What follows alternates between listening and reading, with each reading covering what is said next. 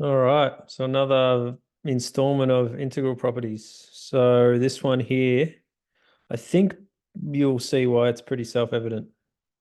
Basically, it says if you've got the integral from a to b of f of x, that's equal to the integral from a to some point c plus the integral from that point c to the point b, where where c is between a and b. So basically, if you take the integral from sort of your lower bound to some middle point, and then that middle point up to the upper bound, then that's just going to be equal to the integral from a to b. So again, let's do an example to see what we've got. I've just made up a function. I could have picked anything, but I've picked f of x equals a half x squared. So let's crunch some numbers here. So if I wanted to say, for example, find the integral from 2 to 5 of this function, what we could say is that we could break that up into two separate integrals. So let's break this down. So we could say we could do the integral from 2 to 3 of the function plus some integral from 3 to 5 of the function. So let's see what that looks like.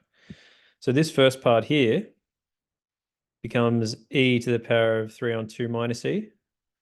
The blue part becomes e to the 5 on 2 minus e to the 3 on 2. And I encourage you to get out a pen, maybe use your calculator to determine those points, to determine those areas. Basically, yeah, you've got this red area and then this blue area. And you might even be able to see you've got an e to the 3 on 2 here minus e to the 3 on 2. So we're just going to be left with e to the 5 on 2 minus e. So that's what's going to be on the left-hand side. And so, yeah, that is the integral from 2 to 5. So doing the integral from 2 to 3 plusing the integral from 3 to 5 just gives us the integral from 2 to 5. Okay, and for those of us that are curious what that is as a number, it's approximately 9.46. And we can check that GeoGebra agrees. So now I've got this sort of purple area that's overlaid, which is the entire integral from 2 to 5, which is the sum of the integrals from 2 to 3 and 3 to 5.